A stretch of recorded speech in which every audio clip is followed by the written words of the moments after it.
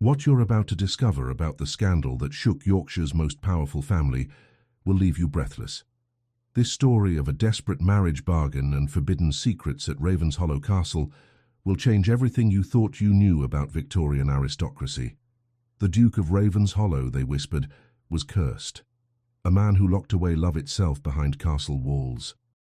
But what happened when a penniless lady arrived with nothing but her dignity to bargain with? If you're fascinated by the dark secrets of English nobility, subscribe to the channel, because what unfolded next sent shockwaves through all of Yorkshire society.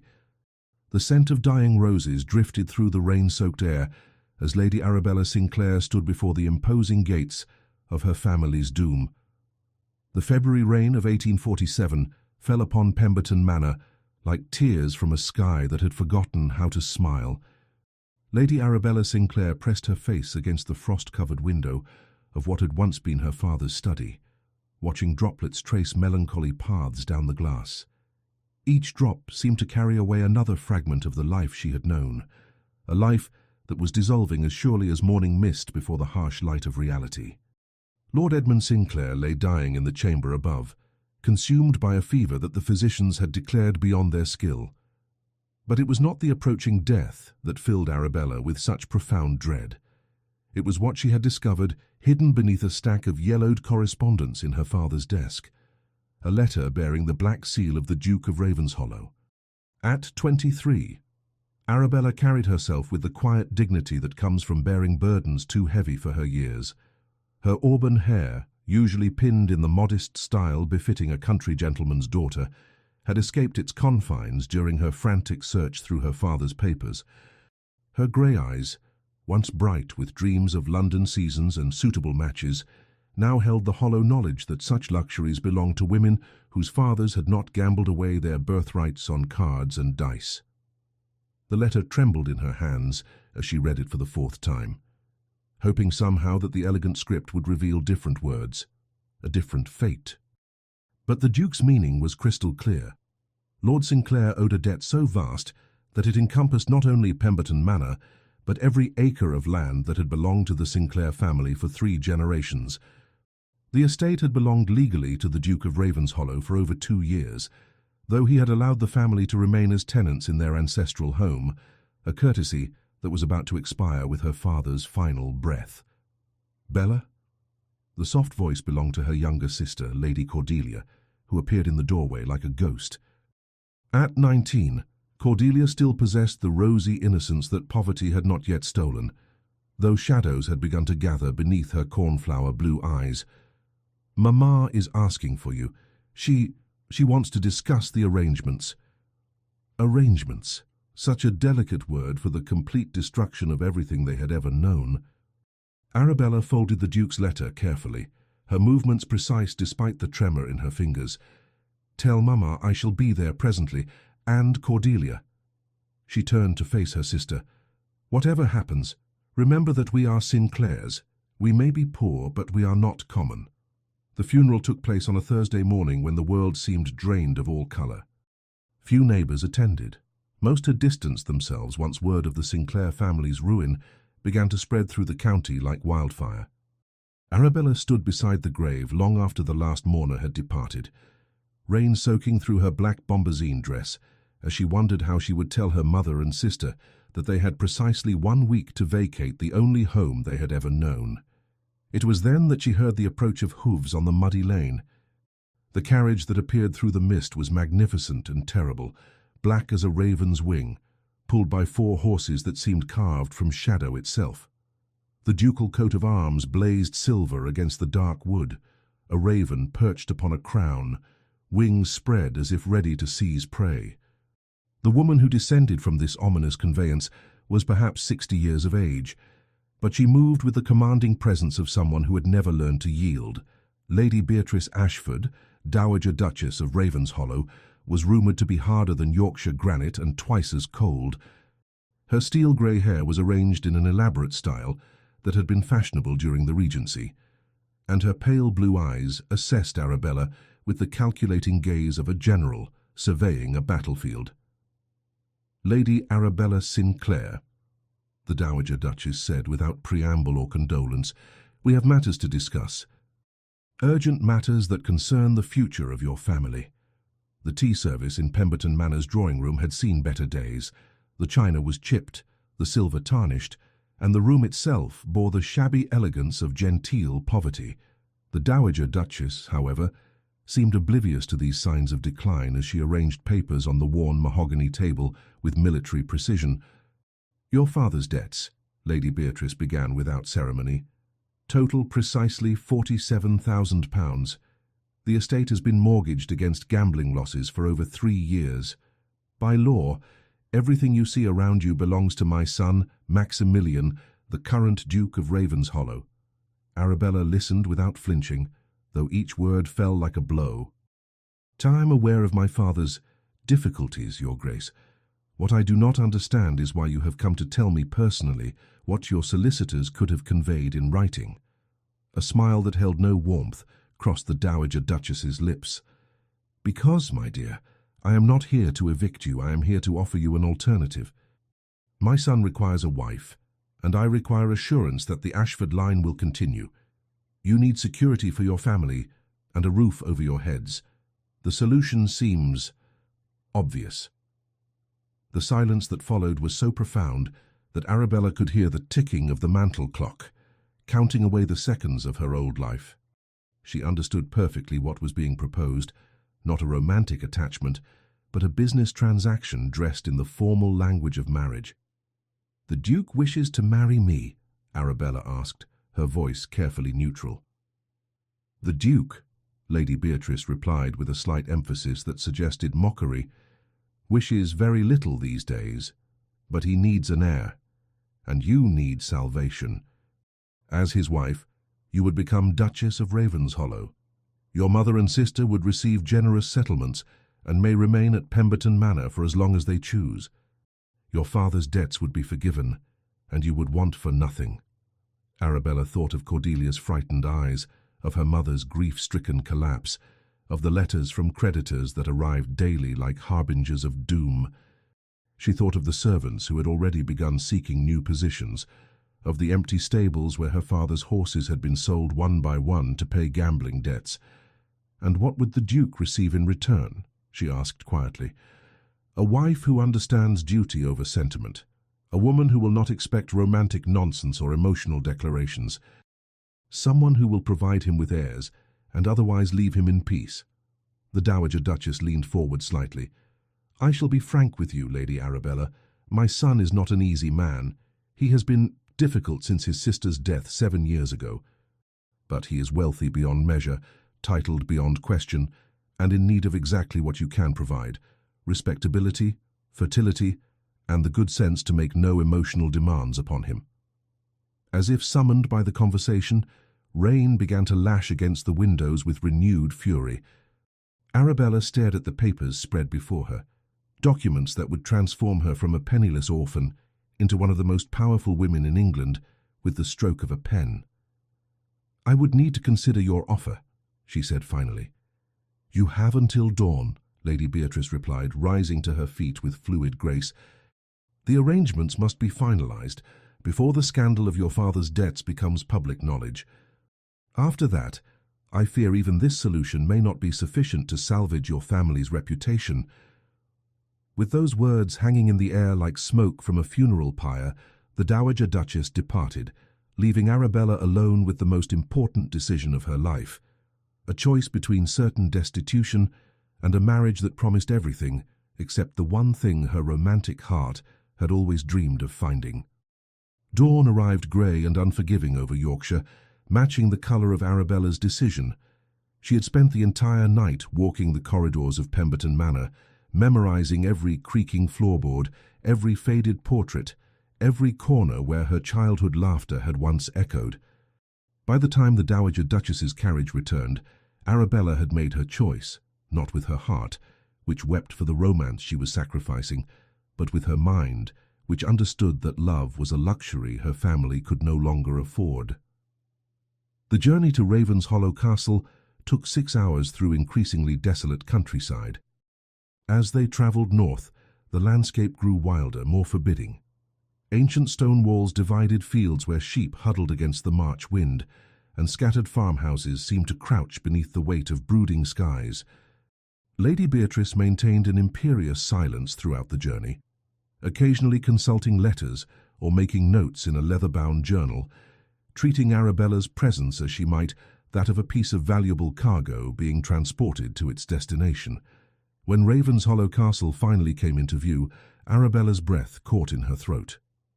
The structure rose from a rocky outcropping like something conjured from a Gothic nightmare. All soaring towers, pointed spires, and windows that gazed out at the world like hollow eyes. Unlike the warm, honey-coloured stone of country manor houses, Ravenshollow was built from dark granite that seemed to absorb light rather than reflect it. Ivy clung to its walls like desperate fingers, and the overall impression was of a fortress designed not to welcome visitors, but to keep the world at bay. "Intimidating, is it not?" Lady Beatrice observed with satisfaction. "My late husband's grandfather built it during the reign of George III. He believed that a duke's residence should inspire awe rather than comfort. I suspect you will find it educational." The carriage rolled through massive iron gates adorned with the raven crest, past gardens that showed signs of deliberate neglect. What had once been formal flower beds now grew wild with brambles and weeds, and the gravelled drives were pitted with holes that the carriage wheels navigated carefully. It was as if someone had decided that beauty was an unnecessary indulgence, that the castle should reflect only strength and isolation. Mrs. Harrington, the housekeeper, waited at the entrance, a woman of perhaps 50 years with iron-grey hair and a demeanour that suggested she had been carved from the same granite as the castle walls. Her brown eyes assessed Arabella with the thoroughness of a general reviewing troops, and her curtsy was precise without being warm. "Your Grace," she addressed Lady Beatrice, then turned to Arabella with careful neutrality. "Miss Sinclair, welcome to Ravenshollow Castle. His Grace regrets that he cannot greet you personally. He has been indisposed since yesterday evening." Lady Beatrice's lips tightened almost imperceptibly. "Another of his episodes, I presume. Show Lady Arabella to the Blue Suite, Mrs. Harrington. The wedding ceremony will take place tomorrow morning in the private chapel. Please ensure that everything is prepared accordingly." Arabella felt the ground shift beneath her feet. "Tomorrow morning? But surely speed is essential," Lady Beatrice interrupted smoothly. "The bans have been published by special license, and all legal requirements have been satisfied. There is no benefit to delay, and considerable risk in prolonging the uncertainty of your position." The Blue Suite occupied the castle's east wing, and was magnificent in its cold grandeur. The sitting room featured windows that looked out over the wild Yorkshire moors, walls covered in silk damask, the colour of winter sky, and furniture that belonged in a museum rather than a home. Everything was perfect, expensive, and utterly devoid of warmth or personality. Lucy Pemberton, a young maid with kind eyes and nervous hands, had been assigned as Arabella's personal attendant. As she helped Arabella unpack the single trunk that contained all her worldly possessions, her chatter provided the first human warmth Arabella had encountered since arriving at the castle. "Oh, miss, you should see the dress Her Grace ordered for you," Lucy whispered excitedly. "It's the most beautiful thing, white silk with pearl embroidery and a train that must be 6 feet long. And the jewellery. There's a necklace with sapphires the size of robins' eggs." "Have you been in service here long, Lucy?" Arabella asked, grateful for the girl's cheerful presence. 3 years come Michaelmas, miss. Though I've only seen His Grace perhaps a dozen times in all that while. He keeps to himself, he does. Most of the castle is shut up, just the family wing and the main floor for receiving visitors, which doesn't happen often," she added in a conspiratorial whisper. "And the Duke's ward. Timothy, I believe." Lucy's expression immediately grew guarded. "Master Timothy he's not well, miss. His Grace is very particular about who sees the boy. Very particular indeed. The East Tower is strictly forbidden to household staff, except for Mrs. Harrington and Dr. Whitmore when he comes from the village." That evening, Arabella dined alone in a cavernous dining room designed to seat 40 guests, but now set only for 1. The meal was exquisite: roasted pheasant with seasonal vegetables, delicate pastries, wine that must have cost more than most people earned in a month. Yet eating in solitude at that enormous table, surrounded by portraits of stern-faced Ashford ancestors, felt more like a preview of purgatory than a wedding feast. She was picking at a syllabub dessert when she heard it, a sound so faint she almost dismissed it as imagination. But there it was again, the soft melody of a child's voice, singing a lullaby that drifted down from somewhere high above her head. The voice was thin and sweet, carrying a note of such profound loneliness that it made Arabella's heart clench with recognition. Following the sound, she climbed a narrow servants' staircase that led toward the castle's east wing. The singing grew clearer as she ascended, and she could make out the words of an old nursery rhyme her own mother had sung to her years ago. The melody led her to a heavy oak door bound with iron, a door that was firmly locked, with no key in sight. "Timothy," she called softly through the wood. The singing stopped immediately. For a moment there was only silence, then a small voice, cautious and hopeful. "Who's there?" "My name is Arabella. I'm going to live here now. I heard you singing. It was beautiful." Another pause, then, "No one's supposed to talk to me. Uncle Maximilian says I mustn't have visitors. It makes me too excited, and excitement makes the fever worse." Arabella pressed her palm against the door, imagining the child on the other side. "Are you ill, Timothy?" "The doctors say I have a weak constitution. That's why I must stay in the tower room. It's safer here." His voice was matter-of-fact, as if he had accepted this isolation as an unchangeable fact of life. "Are you really going to live here, forever and always?" "Yes," Arabella said softly. "Forever and always. Will you come talk to me again? It gets very quiet here, and Mrs. Harrington only comes twice a day with meals and medicine. Sometimes I pretend the ravens outside my window are having conversations with me, but they're not very good at answering questions." Arabella smiled, despite the sadness that was squeezing her heart. "I will come talk to you again, Timothy. I promise." It was then that she heard footsteps on the stone stairs behind her, heavy, measured footsteps that spoke of authority and displeasure. She turned to see a tall figure emerging from the shadows, and for the first time, she came face to face with the man who would become her husband in less than 12 hours. Maximilian Ashford, 6th Duke of Ravenshollow, was perhaps 32 years of age, though his face held the kind of weariness that belonged to someone much older. His dark hair was disheveled as if he had been running his hands through it, and his grey eyes, the same cold grey as winter storm clouds, fixed upon her with an expression that mingled anger, resignation, and something that might have been pain. He was handsome in the way that dangerous things often are. Sharp cheekbones, a mouth that looked as if it had forgotten how to smile, and a bearing that commanded attention without seeking it. But there was something broken about him, something that reminded Arabella of the wounded hawks her father had occasionally brought home. Beautiful, fierce, and utterly unwilling to trust.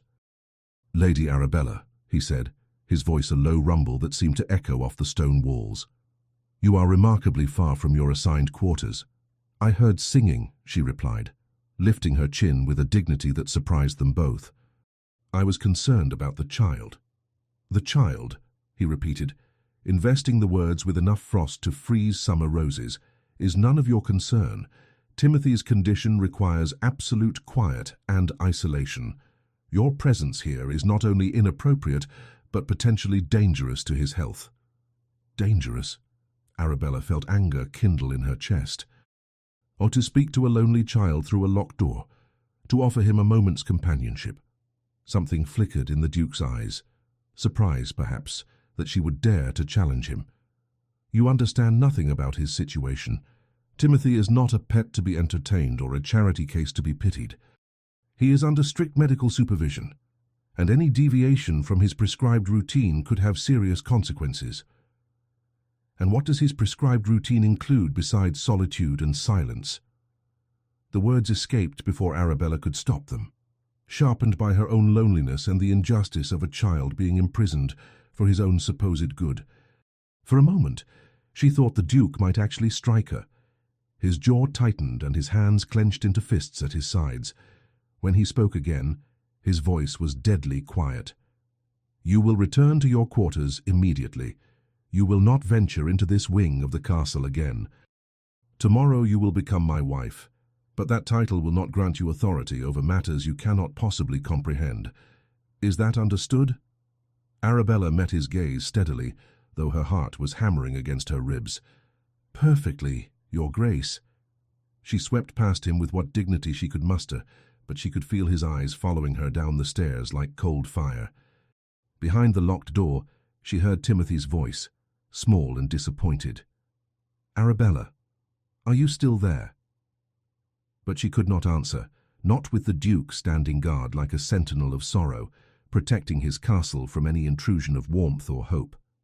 As she walked the long corridors back to her lonely suite, Arabella understood that tomorrow's ceremony would make her Duchess of Ravenshollow, but it would take far more than a wedding ring to make this fortress of grief feel like home.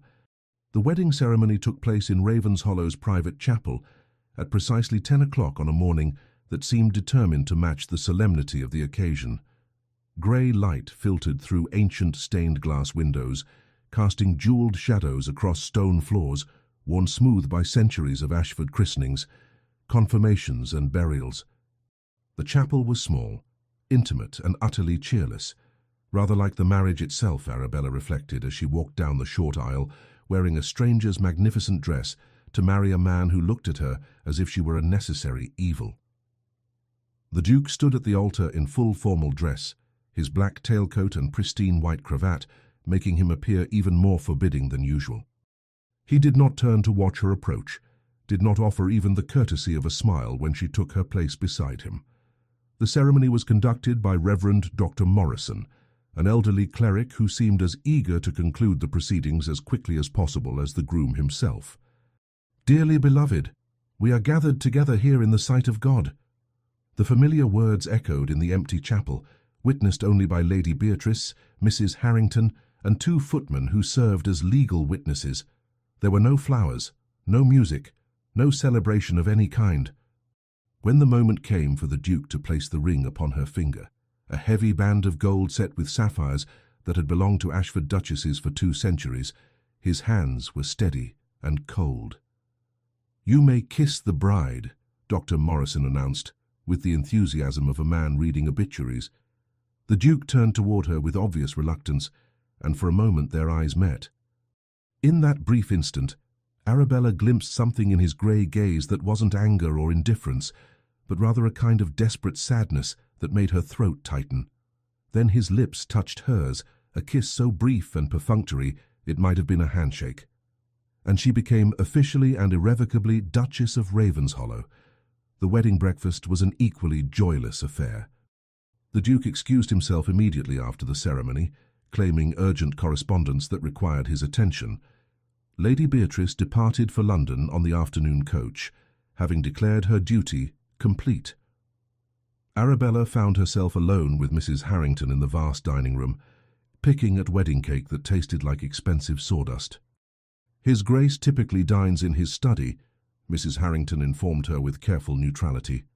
"He prefers to take his meals in privacy. You'll find he values routine above all else. Breakfast at 7, correspondence until noon, estate business in the afternoon. He retires early and dislikes being disturbed." "And what am I expected to do with my time?" Arabella asked, trying to keep the bitterness from her voice. "Whatever pleases your Grace, naturally. The library is extensive. The morning room receives excellent light for reading, and the blue drawing room is suitable for receiving callers." Mrs. Harrington paused. "Sagst though callers are infrequent." That afternoon, Arabella explored her new domain with growing dismay. Ravenshollow Castle was magnificent and cold, like a museum of aristocratic life, rather than a home where actual people lived. Most of the rooms were shrouded in Holland covers, their furniture draped like ghosts.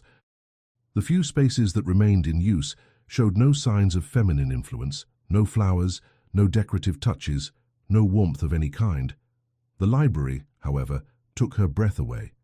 It soared 3 stories high, with galleries connected by graceful spiral staircases, and thousands of leather-bound volumes that spoke of centuries of Ashford scholarship. Here, at least, she might find refuge from the oppressive silence that seemed to permeate the castle. She was examining a collection of botanical texts when she heard it again, that thin, sweet voice drifting down from somewhere above. This time, Timothy wasn't singing. He was talking, carrying on what appeared to be an animated conversation with an invisible companion. Curiosity overcame caution, and Arabella began to search for another route to the East Tower. Surely there must be servants, passages, secondary staircases that wouldn't take her past the door where she'd encountered the Duke. Her persistence was rewarded when she discovered a narrow staircase hidden behind a tapestry depicting the Ashford family tree. The steps were worn and steep, clearly intended for servants rather than family members, and they led upward into the castle's mysterious east wing. Following Timothy's voice, she climbed until she reached a small landing with a single door, this one unlocked. The room beyond was nothing like the grim prison she had imagined. It was actually quite pleasant, sunny and cheerful, with whitewashed walls, colourful rugs, and bookshelves lined with children's stories and adventure novels. Toys were scattered about, tin soldiers, a rocking horse, building blocks arranged in elaborate castle configurations. The large windows looked out over the moors, and bird feeders hung outside the glass, attracting a steady stream of finches and robins. Timothy Ashford was 7 years old, though illness had made him appear younger. His dark hair, the same shade as his uncle's, was unruly, and his grey eyes held an intelligence that seemed too mature for his small face. He was pale, certainly, but not the deathly invalid Arabella had expected. When he saw her standing in the doorway, his eyes went wide with amazement. "You came back!" he exclaimed, then immediately looked worried. But Uncle Maximilian said no one was supposed to visit me. "Are you going to get in trouble?" "Probably," Arabella admitted, stepping into the room and closing the door behind her.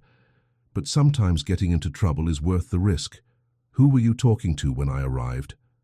Timothy's cheeks flushed pink. "Captain Blackbeak," he said, pointing to a large raven perched outside the window. "He comes every day at 3 o'clock for his breadcrumbs. I've been teaching him to recognize different words. Watch this." He moved to the window and tapped the glass 3 times. The raven cocked his head, then flew to a different perch. "He's very intelligent, though he pretends not to understand when I ask him to bring me letters from the outside world." Arabella laughed, the first genuine laughter she had experienced since arriving at Ravenshollow. "And what would you write in these letters?" "Oh, questions mostly. Like why the sky changes colours, and whether there are children my age in the village, and what it feels like to run in a real garden instead of just reading about gardens in books." Timothy's expression grew wistful.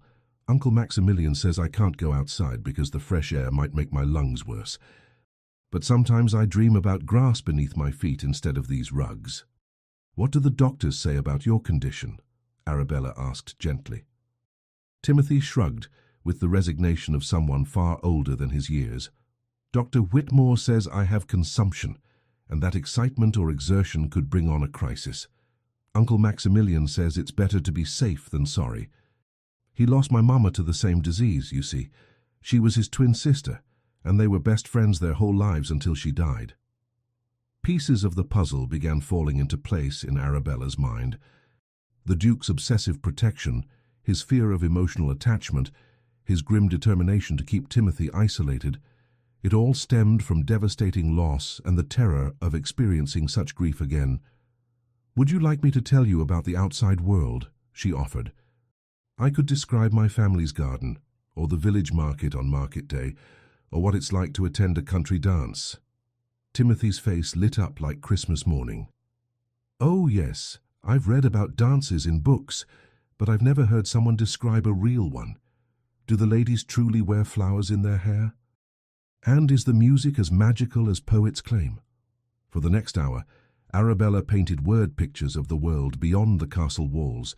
She described spring gardens in full bloom, children playing hoop and stick in village squares, harvest festivals where families gathered to celebrate the year's bounty. Timothy listened with rapt attention, occasionally asking questions that revealed both his intelligence and his profound isolation. "You're not at all what I expected a duchess to be like," he confided when their conversation began to wind down. "Oh, I thought duchesses would be stern and proper and wouldn't want to talk to children." "What made you think that?" Grandmother, Lady Beatrice. She visits sometimes, but she mostly talks to Uncle Maximilian about important matters. She says children should be seen and not heard, and that too much attention will make me weak-minded. Arabella felt anger kindle in her chest again. Well, I believe children should be both seen and heard, and that attention makes people stronger, not weaker. Will you come visit me again? Timothy asked hopefully. Please. It's so lonely here, and you're the first person who's talked to me like I'm a real boy instead of a collection of symptoms. I'll try, Arabella promised, though she wasn't sure how she would manage it without triggering another confrontation with her intimidating new husband. But Timothy, you must promise not to tell anyone I was here. It will be our secret. I promise, he said solemnly. I'm very good at keeping secrets. I've been keeping the secret about Captain Blackbeak for months. Arabella made her way back through the hidden passage with her mind spinning. The Duke wasn't a monster. He was a man paralyzed by grief and fear, so terrified of losing Timothy the way he'd lost his sister that he was slowly suffocating the child in his effort to keep him safe. But understanding his motivation didn't make the situation any less tragic. That evening at dinner, another solitary affair, she found herself studying her husband across the length of the formal dining table. He ate with mechanical precision, his attention focused on correspondence that he read between courses. He had exchanged his wedding attire for simple dark clothing that made him look more approachable, though his manner remained distant. "How do you typically spend your evenings, Your Grace?" she ventured during the fish course. He looked up from his letters with obvious surprise, as if he had forgotten she was there. Estate business, correspondence, reading, the usual occupations of a gentleman. And Timothy, does he join you for dinner occasionally? It must be lonely for a child to take all his meals alone. The Duke's expression immediately hardened. Timothy's routine is carefully managed by medical necessity. Disruption of his schedule could have serious consequences for his health. But surely occasional companionship. The matter is not open for discussion, he cut her off, his tone brooking no argument. I have managed Timothy's care for 7 years without outside interference. I see no reason to alter successful arrangements. Successful? Arabella bit back her response, recognizing that any challenge would only strengthen his resolve. But as she watched him return to his correspondence with grim determination, she made a silent vow. Timothy deserved better than this beautiful prison, and somehow, some way, she was going to find a path between the Duke's protective instincts and a little boy's need for life, laughter, and love, even if it meant risking the wrath of the most intimidating man she had ever encountered. Spring arrived at Ravenshollow Castle with reluctant grace, as if uncertain of its welcome in such a fortress of perpetual winter. Arabella had been Duchess for 3 weeks, and each day followed the same cheerless pattern: solitary meals, silent encounters with a husband who treated her with polite indifference, and stolen visits to Timothy's tower room via the hidden servants and passage. The boy had become her only source of joy in this magnificent mausoleum. During their clandestine meetings, she had discovered a child of remarkable intelligence and sensitivity, one who knew more about astronomy from books than most adults learned through formal education, who could recite poetry in Latin and French, and who possessed an imagination that transformed his tower prison into sailing ships, medieval castles, and exotic kingdoms. But he had never felt grass beneath his bare feet, never picked a wildflower, never experienced the simple pleasure of running until breathless with laughter. It was during one particularly grey morning, while standing at the window of the morning room and staring out at the castle's neglected grounds, that inspiration struck. If Timothy couldn't come to the garden, perhaps she could bring the garden to him, or at least create something beautiful that he could see from his tower window. The formal gardens of Ravenshollow stretched for several acres behind the castle, but they had been abandoned to wilderness for years. Weeds choked what had once been elegant flower beds. The gravelled paths were overgrown with moss, and the ornamental hedges had grown wild and shapeless. Yet beneath the neglect, Arabella could see the bones of something magnificent, a garden designed by someone with both vision and love. She approached Mrs. Harrington about her plans that afternoon, finding the housekeeper in her office reviewing household accounts. The older woman listened to Arabella's proposal with skeptical attention. "Your Grace wishes to restore the gardens," Mrs. Harrington repeated, as if she had misheard. "I'm afraid we have no gardening staff. His Grace dismissed them years ago as an unnecessary expense." "Then I shall tend them myself," Arabella replied, with more confidence than she felt. "I helped maintain my mother's garden at Pemberton Manor. I know the basics of planting and cultivation." Mrs. Harrington's expression suggested she found the idea of a duchess engaging in manual labor both shocking and slightly improper. "Perhaps your Grace would prefer to focus on more suitable pursuits. The morning room would be ideal for watercolor painting, and the library contains an extensive collection of French novels." "The gardens, Mrs. Harrington," Arabella said firmly. "I should like to begin immediately. Could you arrange for tools and seeds to be purchased from the village?" The next morning found Arabella dressed in her oldest gown, with her hair pinned securely beneath a practical bonnet, standing in the overgrown wilderness that surrounded Ravenshollow Castle. The March air was crisp and sweet with promise, and for the first time since her wedding, she felt a stirring of genuine hope. She began with a section directly beneath Timothy's tower window, a circular plot that had once been a formal rose garden, but was now choked with brambles and weeds. The work was harder than she had anticipated. Her hands, soft from years of genteel living, quickly developed blisters. Her back ached from bending and kneeling. But there was something deeply satisfying about the physical labor, the gradual transformation from chaos to order. Thomas Hartwell, the head groom, was the first castle resident to approach her workplace.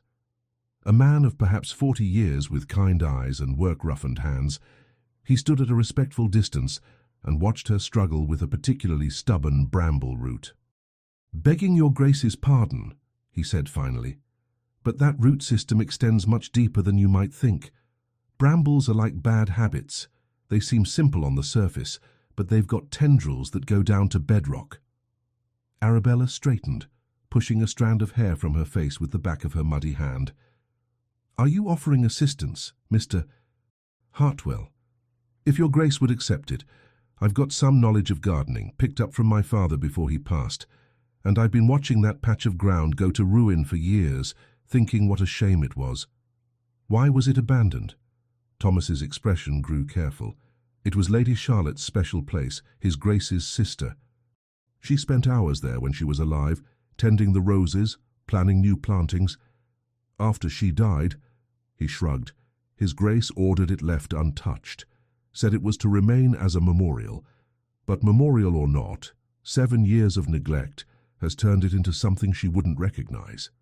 Arabella felt pieces of the puzzle shifting in her mind. "Help me restore it, Thomas. Not to what it was, but to what it could become. Something that would honor her memory while bringing life back to this place." Word of the Duchess's gardening project spread through the castle like wildfire. By the end of the first week, several of the younger servants had begun offering assistance during their free time. Mary, a scullery maid with a gift for flower arrangement, proved to have an intuitive understanding of color and design. Peter, one of the footmen, revealed that his grandfather had been head gardener at a great estate in Kent and had taught him the secrets of soil preparation and plant spacing. The work progressed slowly but steadily. Arabella divided her time between planning the garden's restoration and her secret visits to Timothy, who had become fascinated by her detailed descriptions of the emerging beauty below his window. She brought him sketches of her plans, small samples of early spring flowers, even soil-crusted pebbles that carried the scent of earth and growing things. "I can see you from my window," Timothy told her excitedly during one visit. "Every morning I watch for you to appear with your tools and your muddy apron. Yesterday I saw Thomas bring you a wheelbarrow full of something that looked like treasure." "Compost," Arabella laughed. "Rotted leaves and kitchen scraps that will help the new plants grow strong." "Not exactly treasure, but valuable in its own way." "It's treasure to me," Timothy said seriously. "Everything about the garden is treasure because it means life is returning to Ravenshollow. When I watch you working, I pretend I'm helping. I imagine myself digging and planting and getting my hands dirty like a real boy." The wistfulness in his voice nearly broke Arabella's heart. "Some day soon, Timothy. I'm going to find a way for you to experience a real garden with your own hands. Uncle Maximilian would never allow it. He says the outside air would be too dangerous for my lungs. Your uncle is afraid, Arabella said gently. Now, when people have lost someone they love very much, sometimes fear makes them hold too tightly to those who remain. It was toward the end of April, when the garden was beginning to show real progress, that disaster struck. Arabella was kneeling beside a newly planted bed of daffodil bulbs when she heard the sharp crack of breaking glass from somewhere above. Looking up, she saw Timothy's pale face at his tower window and blood running down his forehead. Without thinking, she dropped her tools and ran for the castle, taking the servants, stairs 3 at a time. She burst into Timothy's room to find him sitting on the floor beneath the broken window, tears streaming down his face as he pressed a cloth to a cut on his temple. "What happened?" she demanded, rushing to his side. "I was trying to open the window so I could call down to you," Timothy sobbed. "I wanted to ask if you were going to plant the blue flowers today, the ones you showed me in your sketch. But the latch was stuck and I pushed too hard and the glass broke, and now Uncle Maximilian is going to be so angry." "Shh," Arabella soothed, examining the cut carefully. It was superficial but bleeding freely, as head wounds tend to do. It was an accident. Anyone could have broken a stubborn window. But he told me never to open the windows, and now I've ruined everything, and he might send you away because you'll get blamed for making me too excited. Timothy, listen to me." Arabella took the boy's face in her hands, looking directly into his frightened grey eyes. "I'm not going anywhere. Do you understand? No matter what happens, I am not leaving you." It was at that moment that the door burst open with a force that made the entire wall shudder. The Duke of Ravenshollow stood in the doorway like an avenging angel, his face white with rage and terror. His eyes took in the scene, the broken window, the blood, his nephew in the arms of the woman he had explicitly forbidden to enter this room, and his expression became murderous. "Get away from him," he said in a voice so quiet and deadly that it raised goosebumps on Arabella's arms. "Get away from him immediately. Your Grace, he's injured." "He needs—" I said, "Get away from him." The Duke's roar echoed off the stone walls like thunder. "You have no right to be here, no right to endanger his health with your reckless interference." Arabella rose slowly, placing herself between the Duke and Timothy, who was now crying harder from fear than pain. "I was helping him. The window broke accidentally.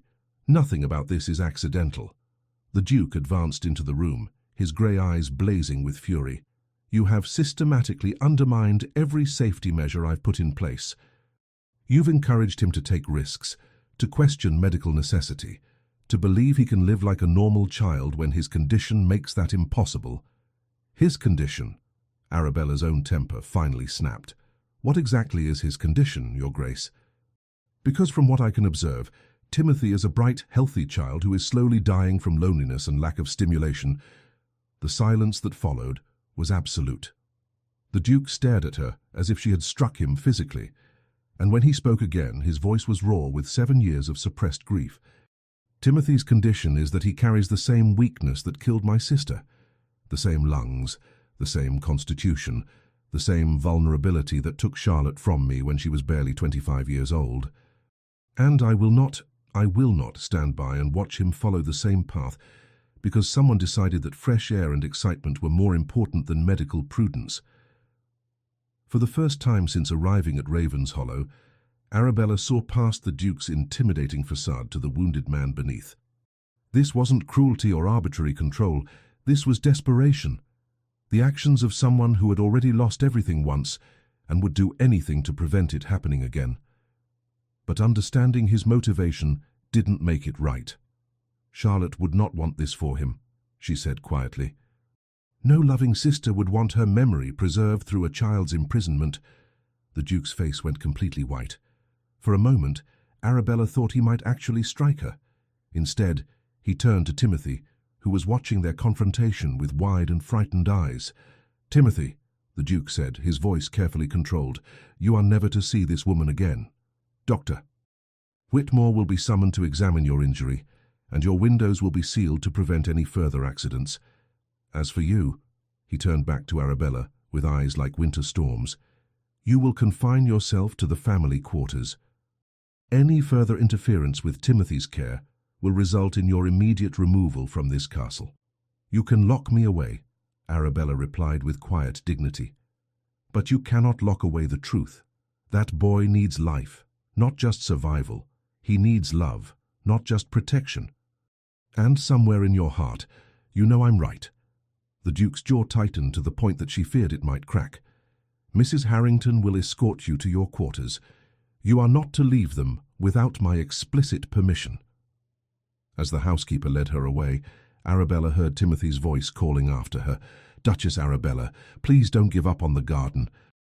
Please don't let the flowers die." She turned back to see the Duke closing the door between them with finality that felt like a death knell. But Timothy's plea echoed in her heart, and she knew that somehow, some way, she would find a method to honor it.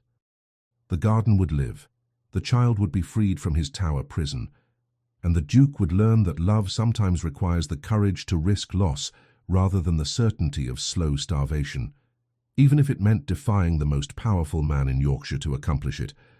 For 3 days, Arabella remained confined to her quarters like a prisoner in a gilded cage.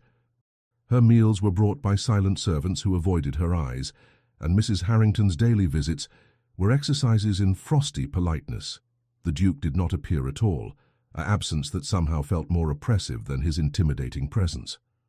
Through her window she could see the garden she had begun, already showing signs of neglect without her daily care. On the 4th morning, Lucy arrived with breakfast and an unexpected message. "Begging your Grace's pardon," the young maid whispered as she set down the tray, "but Thomas Hartwell says to tell you the daffodils are blooming.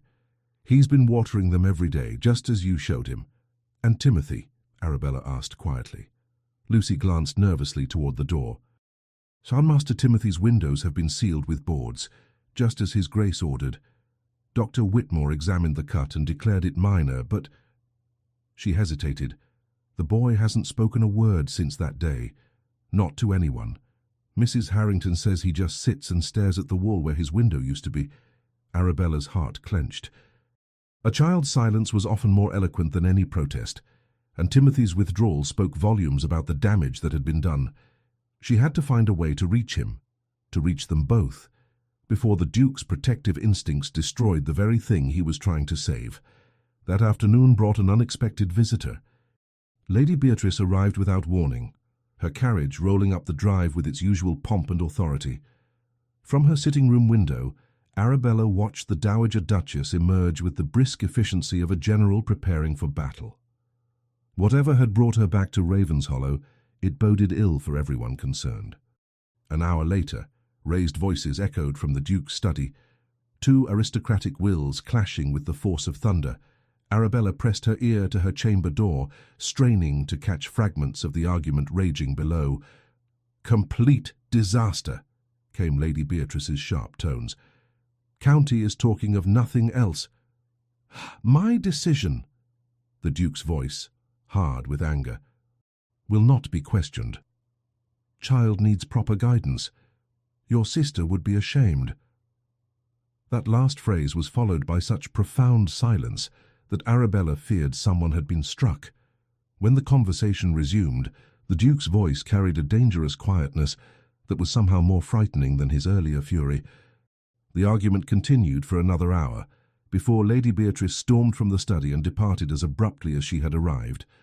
Whatever had transpired, it had resolved nothing and likely made everything worse. That evening, for the first time since her confinement began, the Duke appeared at dinner. He took his place at the head of the long table without acknowledgement, his face a mask of controlled fury. The meal proceeded in suffocating silence until Arabella could bear it no longer. "Your Grace," she began carefully, "might I inquire about Timothy's condition? I have been concerned since—" "You forfeited any right to concern yourself with Timothy's welfare," he cut her off without looking up from his plate. "Your interference nearly resulted in serious injury. A minor cut from broken glass is hardly serious injury. What is serious is a child wasting away from isolation and despair." The Duke's fork clattered against his plate with sharp finality. You understand nothing about his situation, nothing about the careful balance required to keep him alive. Then help me understand. Arabella's voice rose despite her efforts to remain calm. Tell me about Charlotte. Tell me about the illness that has you so terrified. Help me comprehend why you believe love means locking a child away from life itself. For a moment, something flickered in the Duke's grey eyes, pain so profound it took her breath away. Then his expression hardened again, walls slamming back into place. Charlotte was everything good and bright in this world, he said finally, his voice rough with suppressed emotion. She was my twin, my dearest friend, the only person who could make me laugh when father's rages made life unbearable. She loved that garden with a passion that seemed almost mystical, could coax roses to bloom in winter, could make barren soil yield miracles. He paused, staring into the distance as if seeing ghosts. When she fell ill, the doctors assured us it was merely a spring cold. Then it became consumption. Within 6 months she was gone, coughing blood, struggling for every breath, begging me to promise that Timothy would never suffer the same fate. And you've interpreted that promise to mean he should never truly live. The Duke's eyes snapped back to her face, blazing with renewed anger. I've interpreted it to mean he should survive to adulthood. Every medical authority I've consulted agrees that excitement, exertion, and exposure to outdoor elements could trigger a crisis. Would you have me risk his life to satisfy your romantic notions about childhood? I would have you consider that there are different ways to die, Arabella replied quietly. Timothy may keep breathing in that tower room, but his spirit is slowly suffocating. Charlotte loved gardens because they represented life, growth, hope. How can you honor her memory by denying those things to her son? Timothy is not Charlotte's son, the Duke said sharply. He is the child of our distant cousin, left orphaned when both parents died of the same consumption that claimed Charlotte. I became his guardian because there was no one else, and I have kept him alive when disease should have claimed him years ago. But you love him as if he were your own son. The statement seemed to strike him like a physical blow. He stood abruptly, his chair scraping against the floor. This conversation is ended. You will return to your quarters and remain there until I determine what is to be done with you. And what are my options? Arabella asked, rising as well. Will you lock me away permanently? Send me back to my mother in disgrace? Annul our marriage on grounds of disobedience. The Duke paused at the dining room door, his broad shoulders rigid with tension. The marriage stands. Whatever your faults, you are a Sinclair, and Sinclairs honor their obligations. But your role in this household will be strictly limited to ceremonial functions.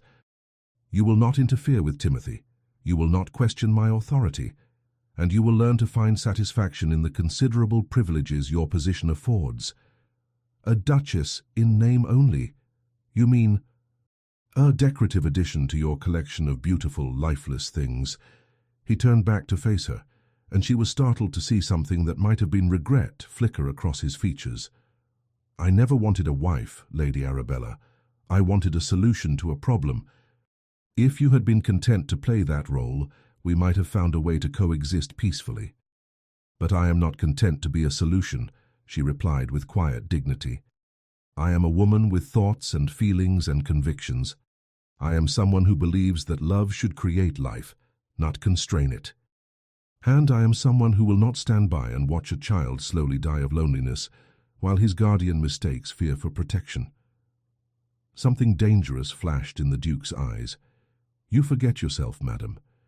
You forget that you are here by sufferance, that your family's survival depends entirely upon my goodwill. Push me too far, and you may find the consequences extend beyond these castle walls. The threat hung in the air between them like a sword.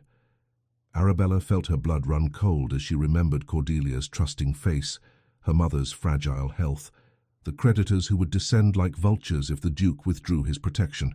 He held her family's fate in his hands, and they both knew it. But even as fear tightened around her heart like a vice, Arabella lifted her chin with stubborn pride. Then we understand each other perfectly, Your Grace. You will use my family's welfare to ensure my compliance, and I will comply because I have no choice. But do not mistake my submission for agreement, and do not expect me to pretend that what you're doing to Timothy is motivated by love rather than selfish fear. Selfish fear. The Duke's voice dropped to a whisper that somehow carried more menace than any shout. You think it's selfish to want to preserve the last connection I have to the only person who ever loved me unconditionally. I think it's selfish to preserve that connection at Timothy's expense. Charlotte is gone, Your Grace. Keeping her memory alive by slowly killing the child she loved is not devotion, it's desecration. The silence that followed was so profound that Arabella could hear her own heartbeat thundering in her ears. The Duke stared at her as if she had spoken blasphemy, his face cycling through fury, anguish, and something that might have been recognition. When he finally spoke, his voice was barely audible. Get out of my sight, before I say or do something we will both regret. Arabella inclined her head with regal dignity and swept from the room, leaving behind a man whose careful control was finally beginning to crack. As she climbed the stairs to her lonely quarters, she could only hope that when the Duke's protective walls finally crumbled, they would reveal a heart capable of choosing love over fear.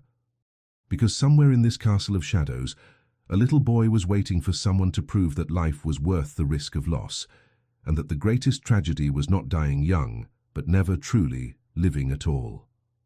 November arrived at Ravenshollow Castle like an unwelcome guest, bringing with it the kind of bone-deep cold that seemed to seep through stone walls and settle in one's very soul.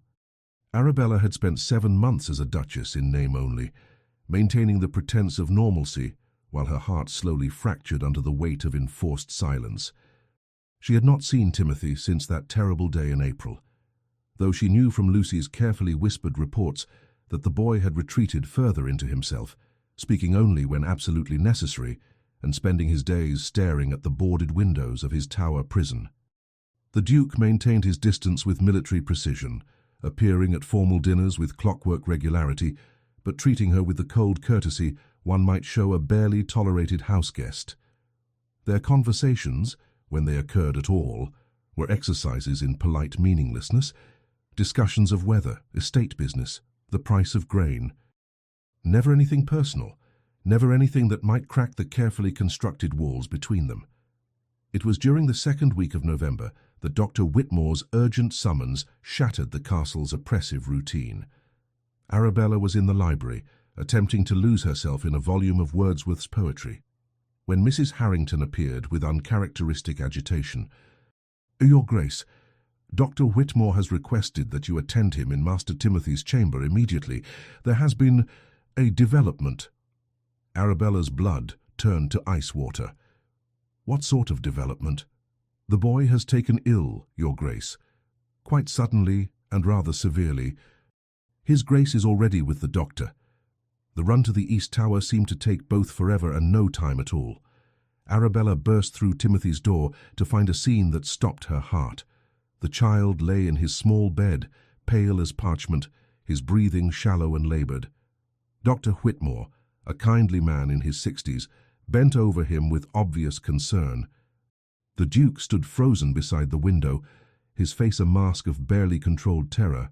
Timothy, Arabella breathed, rushing to the bedside despite the Duke's sharp look of warning. The boy's eyes fluttered open at the sound of her voice, and she saw recognition flicker in their grey depths.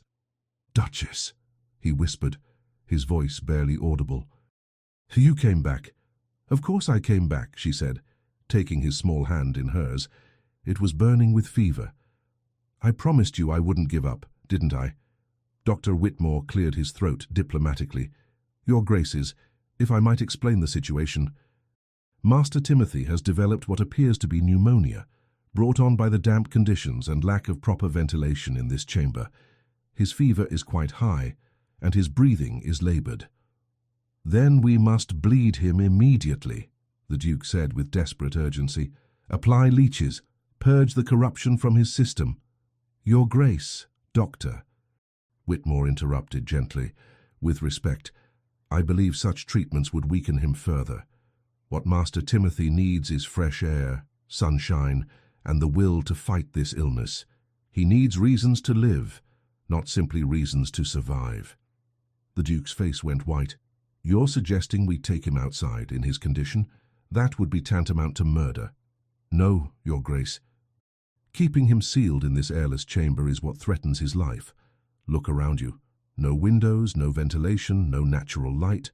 These conditions would make a healthy man ill, much less a child already weakened by months of isolation.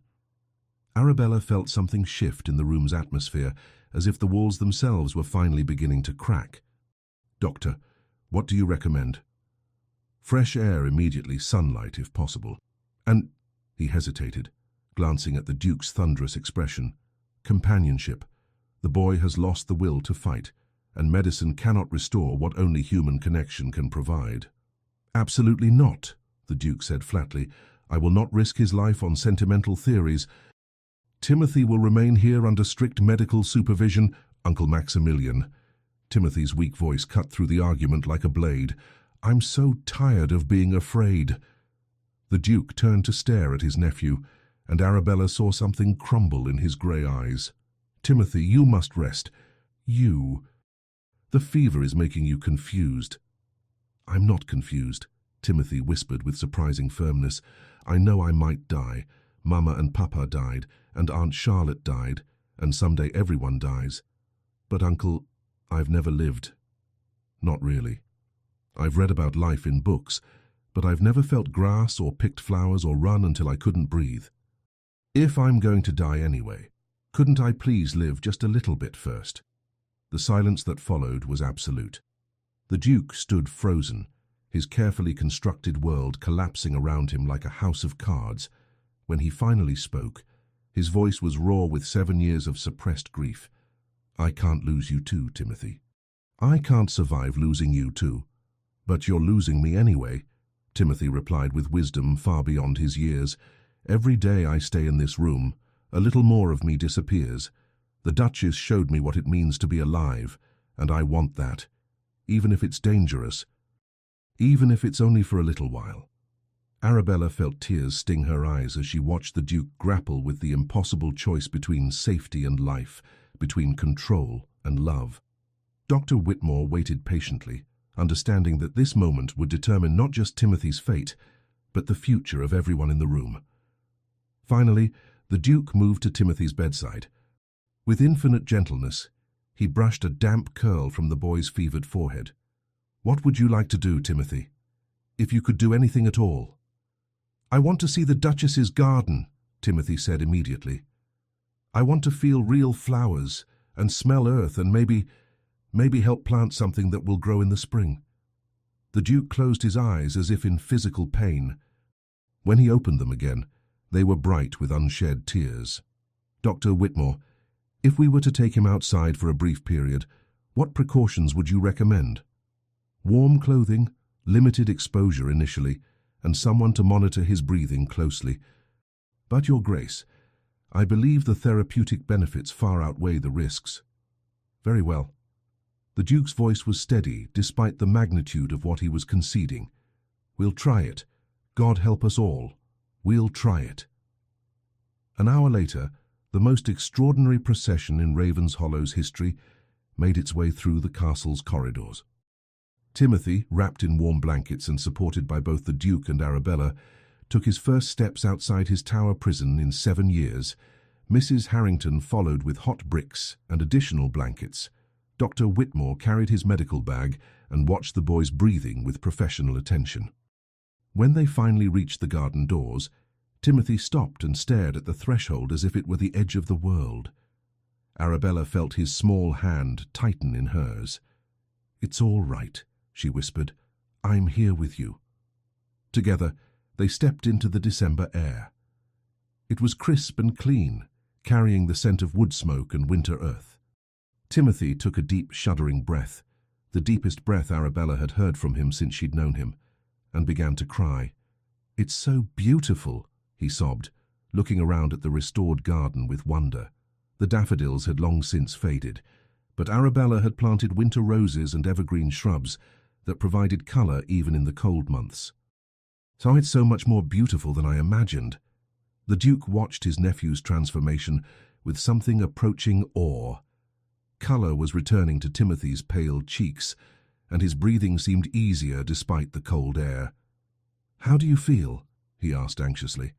"Like I can finally breathe," Timothy replied, then looked up at his uncle with shining eyes. "Tell Uncle Maximilian, why didn't we do this sooner?" It was a question that hung in the air like a prayer.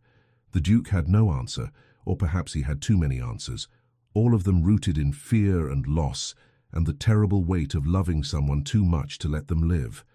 They stayed in the garden for only 20 minutes that first day, but it was enough. Timothy's fever broke that very night, and by Christmas morning, he was well enough to join them for breakfast in the morning room, his first meal outside the tower in 7 years. "Duchess," he said as they sat around the small table, natural light streaming through windows that had been opened to let in fresh air, "thank you for not giving up on me. Thank you for showing Uncle Maximilian that sometimes love means letting go." Arabella looked across the table at her husband, who was watching Timothy eat with an expression of wonder and gratitude. Their eyes met for the first time in months, and she saw something new in his grey gaze, not just acknowledgement, but the beginning of something that might, with time and patience, grow into genuine affection. "I thank you, Timothy," she replied softly, "for teaching us all what courage really means." Outside the windows, the garden slept under a blanket of snow, waiting for spring to bring it back to life. But inside Ravenshollow Castle, something precious was already beginning to bloom. The fragile, miraculous possibility of a family learning to choose love over fear, hope over despair, life over mere survival. It would take time to heal 7 years of isolation and grief, but for the first time since arriving at this fortress of sorrow, Arabella believed that healing was possible. Timothy was alive, truly alive, and sometimes that was miracle enough to change everything. The weeks following Timothy's recovery marked a transformation at Ravenshollow Castle so profound that even the servants whispered of miracles. The boy who had once been confined to his tower now spent his days exploring every corner of the estate, his cheeks pink with health and his eyes bright with insatiable curiosity. Under Dr. Whitmore's careful supervision and Arabella's devoted companionship, Timothy thrived in ways that made his previous existence seem like a half-remembered nightmare. The Duke, however, remained a study in contradictions. He watched Timothy's renaissance with obvious joy, yet Arabella could see the struggle in his grey eyes, the constant battle between protective instinct and hard-won wisdom. He had agreed to Timothy's freedom, but letting go of 7 years of rigid control proved more difficult than simply unlocking doors. "He's running too fast," the Duke murmured one January afternoon as they watched Timothy chase a butterfly through the winter garden, his laughter echoing off the castle walls. "His breathing seems laboured. Perhaps we should call him in for rest." "His breathing is perfectly normal for a child engaged in play," Arabella replied gently. "Look at his colour, Maximilian. Look at his energy. This is what health looks like." It was the first time she had used his given name since their wedding day, and the Duke turned to study her with surprise. "You think me overly cautious? I think you're learning to be a father instead of a jailer, and that transition is never easy." She touched his arm lightly. "But Timothy needs you to trust him as much as you love him." Their conversations had grown easier in recent weeks, though they remained careful, formal affairs. The Duke treated her with increasing respect, even consulting her opinions on Timothy's education and activities. Yet there remained a wall between them, invisible but impermeable, built from months of conflict and mutual wariness. It was Timothy who finally breached that wall, quite by accident, on a snowy February morning. "Uncle Maximilian," the boy announced over breakfast, "I've been thinking about Aunt Charlotte." The Duke's coffee cup stopped halfway to his lips. It was the first time Timothy had mentioned his late guardian in months. "What about her, Timothy? I remember more about her now that I'm not so sick all the time. I remember how she used to laugh, really loud, like she wasn't afraid anyone would hear her. And I remember how she used to dance around the garden when she thought no one was watching." Arabella saw the Duke's hands tremble slightly as he set down his cup. "She did love to dance. Even when we were children, she could never sit still during music lessons. She used to tell me stories about when you were both young, Timothy continued innocently. About how you protected her from father's temper and how she protected you from being too serious all the time. She said you used to smile back then, before everything became so sad. The Duke's face had gone very pale. Timothy, perhaps we shouldn't... She also said, the boy pressed on with the relentless honesty of childhood, that she hoped someday you would find someone who could make you smile again, someone who could love both of us and help you remember how to be happy. The silence that followed was deafening. Arabella felt her cheeks burn as Timothy's words hung in the air between them. The Duke stared at his nephew as if seeing him for the first time. Aunt Charlotte told you that? Yes, sir. She said you had so much love inside you, but you kept it locked away because you were afraid of losing people. She said that was the saddest waste in the world, love that never gets used because someone is too scared to share it. Arabella saw something crack in the Duke's carefully controlled expression. For a moment, raw pain flickered across his features, not just grief for his sister, but recognition of the truth Timothy had unknowingly spoken. She was always too wise for her own good, the Duke said quietly. Uncle Maximilian? Timothy's voice grew tentative. Do you think Aunt Charlotte would like the Duchess? Do you think she would approve of how the garden looks now? The Duke's eyes met Arabella's across the breakfast table, and for the first time she saw past his defenses to the lonely, frightened man beneath. Yes, Timothy, I think Charlotte would approve very much. That afternoon, while Timothy napped after his morning adventures, the Duke appeared at the library where Arabella was reading. He stood in the doorway for a long moment, as if gathering courage for some momentous undertaking. Might I join you? He asked formally. Of course. He took the chair across from her, but instead of picking up a book, he sat quietly, his hands clasped in his lap. Finally, he spoke. I owe you an apology, Arabella. Several apologies, actually. She set aside her book, giving him her full attention. You needn't... I do need to, he interrupted gently. I have treated you abominably since our marriage. I have ignored your needs, dismissed your insights, and threatened your family's security to ensure your compliance. I have behaved like a tyrant rather than a husband. You were protecting Timothy the only way you knew how. No. His voice was firm. I was protecting myself. My fear of losing Timothy, yes, but more than that, my fear of caring about anyone again, of opening my heart to the possibility of more loss. You were right when you called it selfish. I was so determined to preserve my connection to Charlotte that I was willing to sacrifice Timothy's happiness and your own. Arabella felt her throat tighten with unexpected emotion. Maximilian, please, let me finish. He leaned forward, his grey eyes intense with sincerity. You have given Timothy his life back. More than that, you have shown me what love truly means. Not the desperate, clinging fear I mistook for protection, but the courage to want someone's happiness more than your own safety. I did what any person with a heart would do. No, you did what someone extraordinary would do. You fought for a child who wasn't yours, defied a man who held your family's fate in his hands, and never once faltered in your conviction that life is worth the risk of loss. He paused, his voice growing softer. Charlotte would have loved you. More than that, she would have been grateful that you succeeded where I failed, in putting Timothy's needs before my own fears. Arabella felt tears sting her eyes. She loved you, Maximilian. Everything you did came from that love, even when it went wrong. But you made it right. He stood abruptly and moved to the window, staring out at the garden where Timothy's healthy laughter could be heard echoing through the winter air. I find myself in the peculiar position of being married to a woman I admire tremendously, but hardly know at all. We have shared a name and a roof for nearly a year, yet we are strangers to each other. That can be remedied, Arabella said softly. He turned back to her, and she was startled by the vulnerability in his expression. Can it? I fear I have forgotten how to be anything other than a guardian, a protector, a man who holds the world at arm's length. I'm not certain I remember how to be simply myself. Then perhaps we can learn together. We have time, after all. For the first time since she had known him, the Duke smiled, Not the polite grimace he wore for social occasions, but a real smile that transformed his entire face. Time. Yes, I suppose we do have that. That evening, the Duke joined her for dinner in the smaller dining room rather than the formal hall. They talked, really talked, about books and music, about Timothy's education and the estate's management, about small, ordinary things that couples share when they are learning to be comfortable with each other.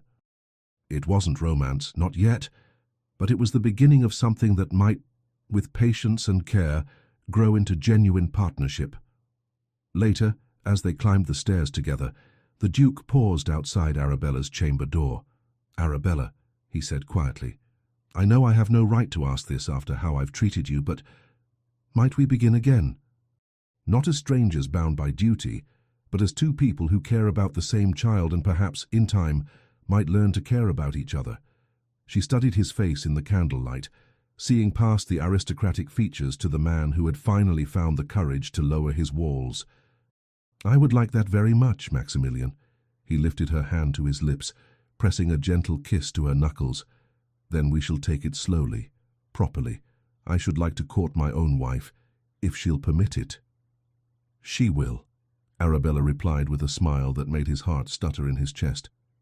As she closed her chamber door behind her that night, Arabella reflected on the strange turns her life had taken. She had come to Ravenshollow as a sacrificial bride, expecting nothing more than security for her family. Instead, she had found a child to love, a man to heal, and perhaps, if they were very fortunate, a family to call her own. Outside her window, the garden slept under its blanket of snow, waiting for spring to wake it to new life. Inside the castle, something equally precious was stirring, the fragile, miraculous possibility of love growing from the ashes of grief, hope blooming in soil once thought barren, and hearts learning to trust again after years of protective winter. Continue. Spring returned to Ravenshollow with unprecedented splendor, as if nature herself was celebrating the castle's transformation. The gardens that Arabella had lovingly restored burst into riotous bloom, daffodils carpeting the lawns like fallen sunshine, cherry trees draped in clouds of pink blossoms, and roses climbing the ancient stone walls with determined grace. The air itself seemed lighter, filled with birdsong and the sound of Timothy's laughter, as he explored his expanding world with boundless enthusiasm. The Duke, for Arabella still found it difficult to think of him simply as Maximilian, despite their growing intimacy, had proven remarkably adept at courtship. He brought her flowers from the greenhouse each morning, joined her for long walks through the estate, and listened with genuine interest as she shared stories of her childhood and dreams for the future. Their conversations had grown deeper, more personal, touching on subjects that would have been unthinkable during those first frozen months of marriage. Yet despite this growing closeness, there remained between them an invisible boundary, polite, respectful, carefully maintained. Their relationship had evolved into something resembling friendship, even affection, but the deeper currents of passion and romance remained unexplored, as if both were afraid to risk the fragile peace they had achieved. It was Timothy who, once again, served as the catalyst for change. "Uncle Maximilian," the boy announced one May morning as they breakfasted together in the sun-filled morning room, "I've been observing you and the Duchess, and I believe you're approaching courtship entirely wrong." The Duke nearly choked on his coffee. "I beg your pardon?" "Well," Timothy continued with the blunt honesty of childhood, "in all the novels I've been reading, gentlemen who are courting ladies are supposed to be romantic. They write poetry and steal kisses and declare their undying devotion. You just bring flowers and talk about crop rotation." Arabella felt her cheeks flame scarlet. "Timothy, perhaps this conversation is somewhat inappropriate." "But it's terribly important," the boy protested. "I can see that you care about each other. It's obvious in the way you look at each other when you think no one is watching. But you're both being so careful and proper that you're missing the actual romance entirely." The Duke stared at his nephew as if the child had begun speaking in tongues. "Timothy, where exactly did you acquire such expertise in matters of courtship?" "Mrs. Harrington has been lending me novels from the library. She says I need to understand how proper relationships work if I'm to be a gentleman someday." But Uncle, see, the heroes in those books are much more passionate than you are. They fight duels for their ladies and compose sonnets and— I am not fighting a duel, the Duke said firmly. But you could try being more romantic, Timothy pressed on eagerly. The Duchess saved my life, Uncle. She fought for me when no one else would, and she made you happy again after years of being sad. Surely that deserves more than polite conversation about the weather. An uncomfortable silence settled over the breakfast table.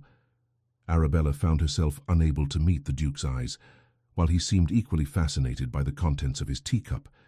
Finally, Timothy sighed with the exaggerated patience of youth dealing with obtuse adults. Perhaps I should leave you two alone to discuss this properly, he said, rising from his chair with dignity. But, Uncle, remember what Aunt Charlotte used to say. Life is too short to waste on being afraid.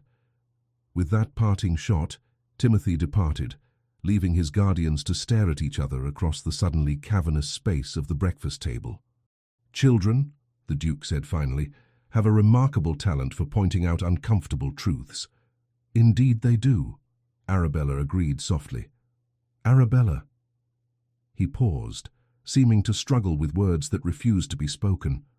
Perhaps we might take a walk in the garden. There are matters I believe we should discuss. The morning was perfect, warm but not hot, with a gentle breeze that carried the scent of roses and honeysuckle. They walked in companionable silence through the paths Arabella had created, past the fountain where goldfish swam lazily in the sunshine, toward the secluded arbor where Charlotte's memorial roses climbed a graceful trellis. So this was her favorite spot, the Duke said quietly, as they settled on the stone bench beneath the flowering canopy. She used to say it was like sitting inside a poem. She had exquisite taste, Arabella replied, admiring the delicate pink blooms that surrounded them like living lace. The entire garden design shows such sensitivity to beauty. Yes, well, Charlotte always saw beauty where others saw only possibility. He turned to face her, his grey eyes serious. Rather like you, actually. Something in his tone made her pulse quicken. Maximilian. Arabella, I find myself in the extraordinary position of being married to a woman I respect, admire, and— He paused, his usual eloquence deserting him. Timothy is quite right, you know. I have been approaching this entirely wrong. I don't understand. I have been so careful, so determined to rebuild trust gradually, that I have failed to acknowledge the most important truth of all. He took her hands in his thumbs tracing gentle circles over her knuckles. I love you. The words hung in the rose-scented air between them like a miracle. Arabella felt her heart stop, then resume beating with a rhythm that seemed to echo through her entire body. You saved Timothy's life, he continued, his voice growing stronger with each word. But more than that, you saved mine. You showed me that love doesn't have to mean loss, that protection can become prison, that sometimes the greatest act of devotion is learning to let go. You fought for a child who wasn't yours against a man who held all the power, and you never once faltered in your conviction. Maximilian, I know I have no right to expect your affections, he pressed on urgently. I know our marriage began as a business arrangement, and I have given you precious little reason to regard me with anything warmer than tolerance. But Arabella, I find that tolerance is no longer sufficient for me. I want your love, your partnership, your true companionship. I want us to be husband and wife, not just in name, but in every sense that matters. Tears blurred her vision as she looked into his face, no longer the cold, intimidating mask of their early acquaintance, but the open, vulnerable countenance of a man who had finally found the courage to risk his heart.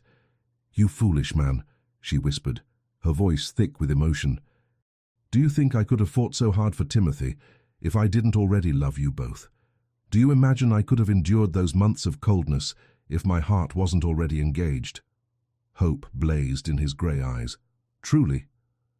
I have loved you since the night you trusted me enough to let Timothy into the garden. I have loved you through every small kindness, every gradual softening, every moment when you chose courage over fear. She lifted her hand to cup his cheek, marveling at the way he leaned into her touch. I love the man who reads bedtime stories to an orphaned boy. I love the protector who learned to become a liberator. I love you, Maximilian Ashford, with all your faults and fears and magnificent heart. When he kissed her, it was nothing like that perfunctory brush of lips at their wedding ceremony. This kiss was a claiming, a celebration, a promise of all the passion they had held carefully in check during their months of cautious courtship. Arabella felt herself melt against him, her hands tangling in his dark hair, as 7 months of longing finally found expression. When they finally broke apart, both were breathing hard. The Duke rested his forehead against hers, his eyes bright with wonder. "I had forgotten," he murmured, "what it felt like to hope for happiness rather than merely the absence of pain." "Then let me remind you," Arabella replied, pulling him down for another kiss that tasted of roses and redemption, and the sweet promise of a future built on love rather than duty. From somewhere in the distance came the sound of Timothy's delighted laughter, as if the boy somehow sensed that his most cherished wish was finally coming true. The garden around them hummed with life, bees working among the flowers, birds singing their ancient songs of spring. New growth reaching toward the sun with irrepressible hope. Later, they would return to the castle hand in hand to find Timothy waiting with barely contained excitement, his young face glowing with satisfaction at a matchmaking scheme successfully concluded. They would share dinner as a real family for the first time, with conversation flowing as freely as wine and laughter, echoing off the ancient walls. But for now, in the rose arbor that had once been a monument to loss and was now a sanctuary for new love, the Duke and Duchess of Ravenshollow held each other close and marveled at the mysterious alchemy that could transform a marriage of convenience into the greatest romance of their lives. "Charlotte would be pleased," the Duke said softly, his voice carrying a peace that had been absent for too many years. "I believe she would," Arabella agreed, then smiled. "Though I suspect she's been orchestrating this from the very beginning." He laughed, a sound of pure joy that would have been unthinkable in the frozen halls of Ravenshollow just 1 year ago. "Then we must make sure we prove worthy of her faith." "We will," Arabella promised, sealing the vow with a kiss that spoke of forever and always, and love that conquers all. December arrived at Ravenshollow Castle with an anticipation that was entirely new in its halls. For the first time in 7 years, preparations were underway for the traditional Christmas ball, an event that had once been the highlight of Yorkshire's social season, but had died with Charlotte, buried beneath the Duke's grief and Timothy's isolation. Now, with love restored to the castle and hope flowering in every corner, Arabella had convinced her husband that it was time to resurrect this cherished tradition. "Are you quite certain about this?" the Duke asked for the 10th time, as he watched Arabella direct the hanging of garlands in the grand ballroom. "The entire county will attend. There will be questions, speculation, gossip about Timothy's miraculous recovery and our transformation." "Let them gossip," Arabella replied serenely, adjusting a spray of holly and mistletoe. "We have nothing to hide anymore. Timothy is healthy and happy. You are no longer the reclusive Duke of Ravenshollow, and I am finally the Duchess this castle deserves." Timothy, who had been supervising the placement of the enormous Christmas tree with the gravity of a general commanding troops, looked up from his position near the musicians' gallery. "Uncle Maximilian, you're not having second thoughts, are you? We've been planning this for weeks." Indeed they had.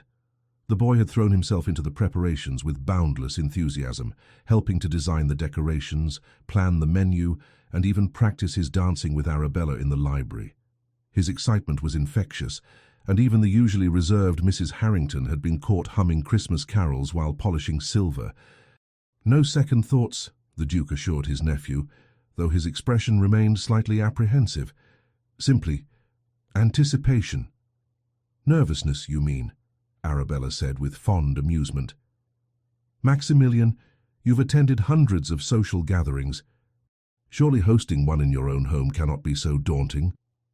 The last time this ballroom was used for its intended purpose, Charlotte was alive and well, charming everyone with her wit and grace. The last time we opened our doors to society, I was a different man entirely. He paused, his grey eyes growing distant. "I find myself wondering if I remember how to be a proper host." Arabella crossed to him, rising on her toes to press a gentle kiss to his cheek. You remember how to be a good man, a loving guardian, and a devoted husband. The rest will come naturally. That evening, as golden light from 1,000 candles transformed Ravenshollow's ballroom into a fairy tale setting, the first carriages began arriving. Word of the Duke's emergence from his self-imposed exile had spread through Yorkshire society like wildfire, and curiosity alone would have ensured a substantial attendance. But as guests began to fill the restored grandeur of the ballroom, it became clear that something more than mere curiosity had drawn them. Lady Margaret Thornfield, the county's reigning social arbiter, approached Arabella with barely concealed amazement. "Your Grace, I confess I hardly know what to make of this transformation. When we last visited Ravenshollow, it was a house of mourning. Tonight, it feels alive again." "Love has a remarkable power to restore what grief has damaged," Arabella replied diplomatically. "Indeed. And young Master Timothy, is he truly in such blooming health? The rumours of his recovery have been extraordinary." Before Arabella could respond, Timothy himself appeared at her elbow, resplendent in his first formal evening clothes, and glowing with the confidence of a child who had discovered his place in the world. "Lady Thornfield, how delightful to see you again. Duchess Arabella, they're about to begin the first set.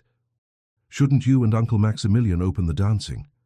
The boy's easy social grace and obvious vitality spoke louder than any explanation could have. Lady Thornfield's eyes widened with genuine wonder. "My dear boy, you are quite transformed. Your guardian must be so pleased." "Oh, he is," Timothy said cheerfully, "though I think most of the credit belongs to the Duchess. She taught us all how to live again instead of simply surviving." As Lady Thornfield moved away, clearly bursting to share this intelligence with the other guests, Arabella felt a warm hand settle at the small of her back. The Duke, magnificent in his formal black evening wear, smiled down at her with an expression that made her heart flutter. "Now shall we, my dear?" he asked, offering his arm. "I believe our guests are eager to see the Duke and Duchess of Ravenshollow take the floor." The waltz that followed was a revelation.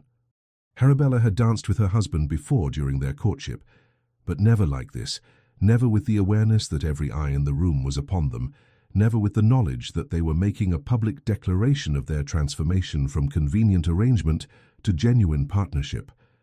They moved together with a grace that spoke of growing intimacy and perfect trust, their steps synchronized as if they had been dancing together for years rather than months.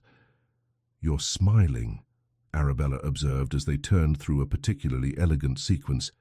"Am I? How extraordinary." The Duke's grey eyes sparkled with humour. "I find I have quite a lot to smile about these days. The guests seem impressed by our resurrection. Let them be impressed. For the first time in my adult life, I find I don't care what society thinks of me. I care only that my wife is happy, my nephew is thriving, and my home is filled with laughter again." As the waltz drew to a close, the Duke guided them toward the center of the ballroom. The music faded, and conversations gradually stilled as guests realized something significant was about to occur. Timothy, understanding his cue, stepped forward with a champagne glass raised in preparation for a toast. "My friends," the Duke began, his voice carrying clearly through the decorated hall, "it has been 7 years since Ravenshollow Castle has hosted this traditional celebration. 7 years since these walls echoed with music and laughter. 7 years since the Duke of Ravenshollow had anything to celebrate." A murmur of expectation rippled through the crowd.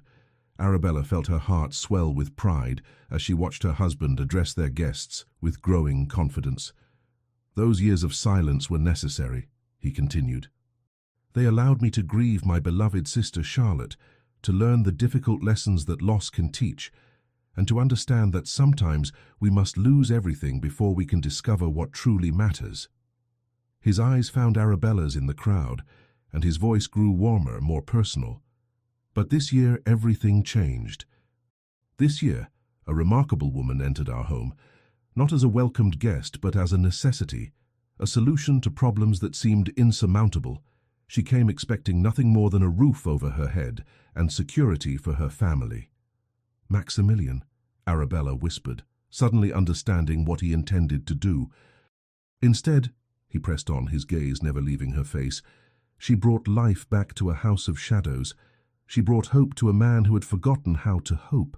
She brought laughter to a child who had been slowly suffocating in well-meaning protection. She brought love to a heart that had convinced itself it was safer to remain empty. The ballroom had fallen completely silent now, every guest riveted by this unprecedented display of emotion from the typically reserved Duke. "Tonight," he said, raising his own champagne glass, "I ask you to join me in toasting not just Christmas, but resurrection itself. To my wife, Arabella, Duchess of Ravenshollow, the woman who saved us all. To the Duchess," the crowd responded with genuine warmth, raising their glasses in a toast that felt more like a celebration of triumph than mere politeness. Timothy stepped forward, his young face glowing with happiness. "To your man and to Uncle Maximilian," he added in his clear, carrying voice, "for learning that love means letting people live, not just keeping them safe." The laughter and applause that followed were unlike anything Ravenshollow Castle had heard in living memory. As guests clustered around to offer congratulations and share in the evident joy of the ducal family, Arabella felt herself embraced by something she had never expected to find: a true home, a real family, and a love story that had grown from the ashes of despair into something magnificent. Later, as the last guests departed and the servants began clearing the remnants of the celebration, the Duke found Arabella in Charlotte's rose arbor. Despite the December cold, she had wrapped herself in a cloak and come outside to breathe in the clear night air and reflect on the evening's significance. "Regrets?" he asked, settling beside her on the stone bench. "None whatsoever," she replied, leaning against his shoulder, "though I confess I was not expecting such a public declaration of your feelings. I spent 7 years hiding from life, from love, from anything that might cause pain. Tonight felt like the appropriate time to announce that those days are over." Timothy appeared from the direction of the castle, having clearly been searching for them. "There you are, Mrs. Harrington said to tell you that she saved cake from the ball, and that Master Timothy should be in bed within the hour." "Master Timothy should indeed," the Duke agreed, though his tone held no real authority.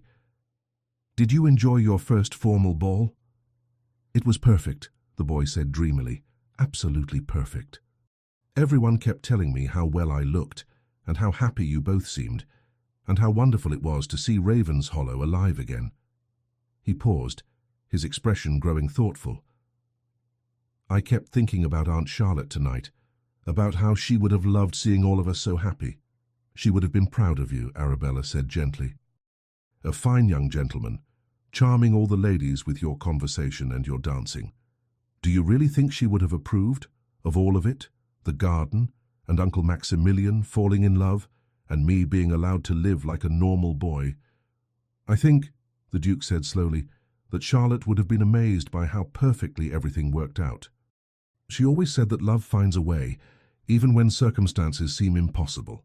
Timothy nodded solemnly, then brightened. "Well then, I suppose we'd better make sure we stay this happy, so she can keep being proud of us."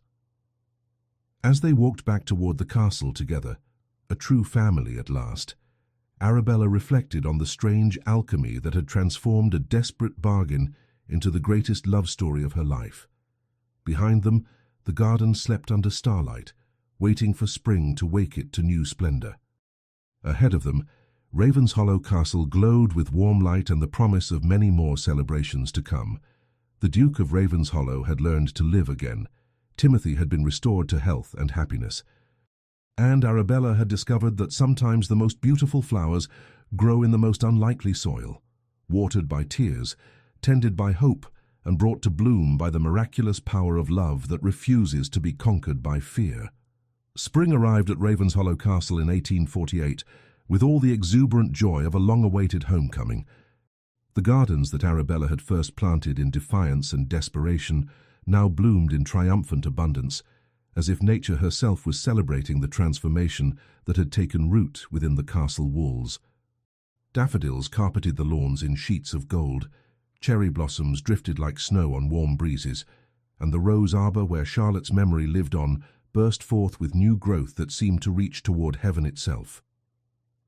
Timothy, now 8 years old and glowing with robust health, had become the undisputed master of these flourishing grounds. He could be found at any hour of the day directing imaginary expeditions through the flower beds, constructing elaborate fairy houses beneath the hedgerows, or simply lying on his back in the grass, watching clouds drift across the Yorkshire sky with the contentment of a child who had learned that the world was vast and beautiful and entirely his to explore. "Duchess!" he called one May morning as Arabella stood at her sitting-room window, her hand resting gently on the subtle curve that had begun to show beneath her morning dress. "Come quickly! The roses are blooming exactly as you predicted, and I think I see the first butterflies of the season." Arabella smiled, that soft, secret smile that had become increasingly common as spring progressed and her condition became more apparent.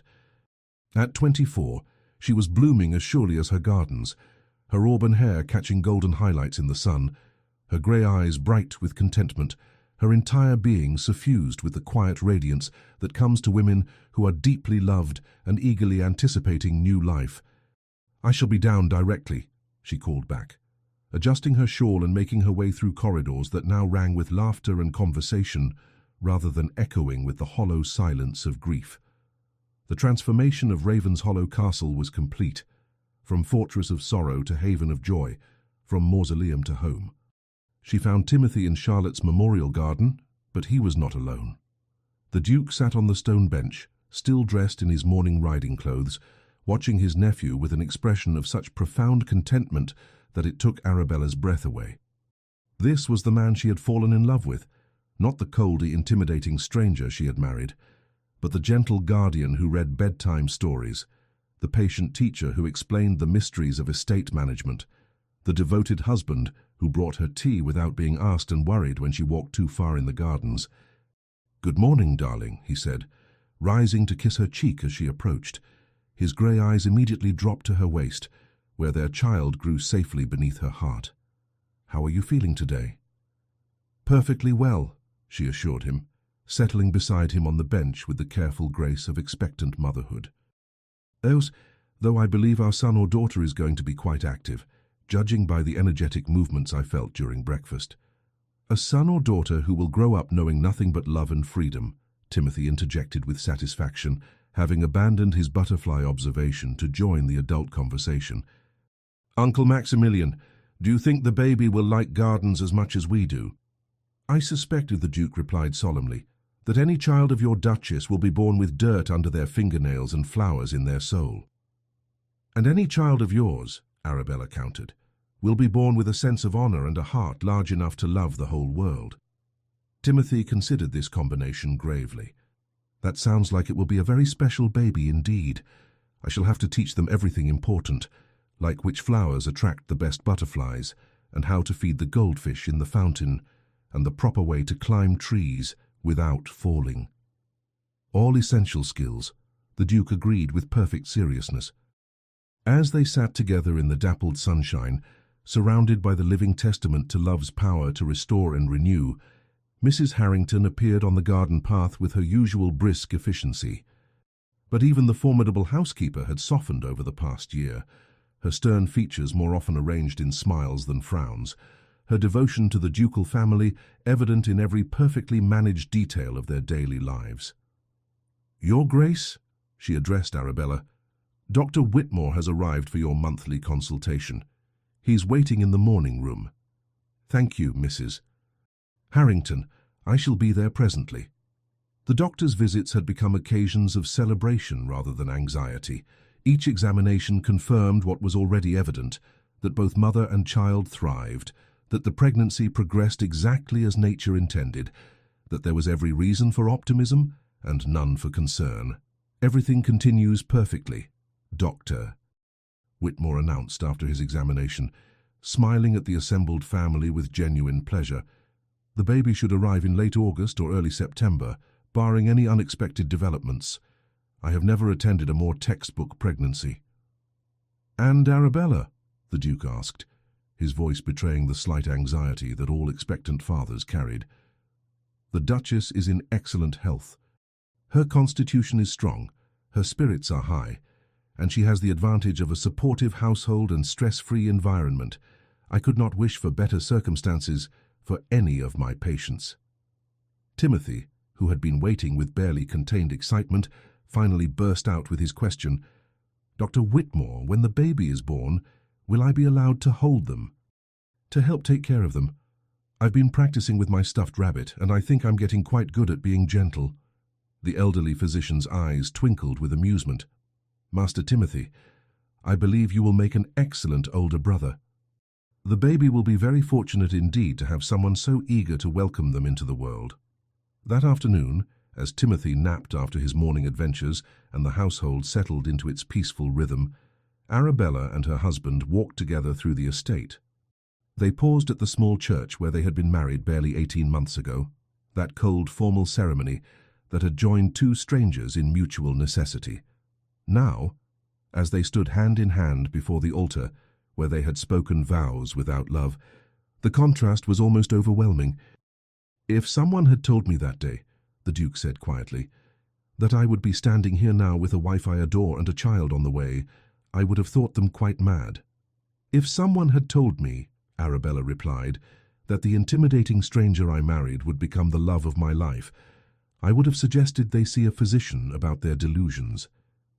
Do you ever regret it? Any of it?"